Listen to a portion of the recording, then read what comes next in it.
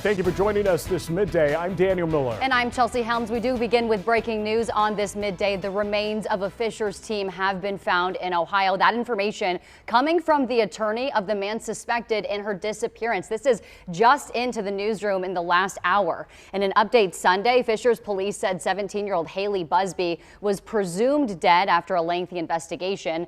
According to Tyler Thomas's attorney, her remains were found last night in Perry County, which is southeast of Columbus. Investigators say Haley went missing from her Fishers home back on January 5th. She's believed to have left with 39-year-old Thomas of Ohio, who she met through online gaming.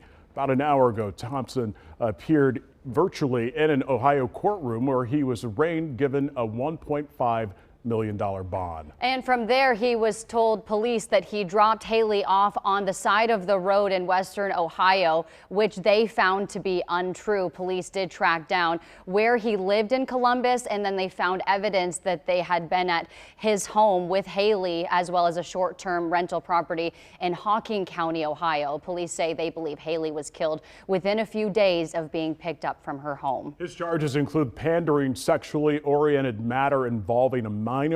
According to court documents, those materials include explicit photos and videos of Busby. Detectives say Thomas has been cooperative so far in this investigation. So we should know, as of now, he has not been charged with murder. Angela Gannott joins us now, and Ange, Thomas's attorney is not admitting that his client committed this murder.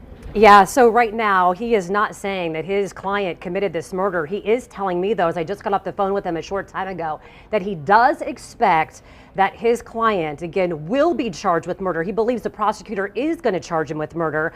I then asked him on the record, can you tell me if he is guilty? Are you prepared to say that already? Did he do it? He said, no, I'm not ready to say that on the record at all. I then also asked him, are you at least prepared at this point? How did he know?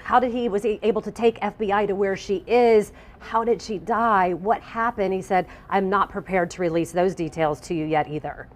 Well, Ange, I know you've been watching the court hearing this morning. Tell us what we know about the suspect in this case, Tyler Thomas. Yeah, that's the big question, right? How did they know each other? That's the number one question I'm getting right now, is what gaming device did these two meet on? How did this happen? What do we know about this man? Again, right now, one thing that we do know is that he was at one point living in this house in Columbus that some of us had showed you through video and a picture. This house in Columbus, where at least the two crimes that he's charged with now that the prosecutor says the crimes happened in, that was a home that, according to the person that owns that home, was where Tyler Thomas was living, I am told, by a long-term girlfriend, but that he hadn't been living there for the past few weeks, but did live at that house during the time of the crime. They're saying that is also why he was mentioned as being homeless, because he didn't have a home that he actually owned or an apartment that he was renting, so to speak, to actually put an address down. And Angela, I know you talked with Haley's dad within the past hour. What did he have to tell you? So Bo Busby, Haley's father, is wanting change made. He just told me in a text message again right before I asked him if there was anything else that he wanted me to say, and he said, I'm going to get choked up, I'm sorry, that our kids deserve better than what they got.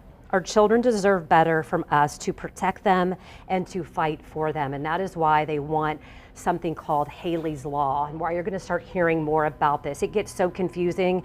Chelsea and Daniel, you know this. Why can't an Amber Alert be mentioned? Why can't a Silver Alert be mentioned? There are specific protocols on when you can do that.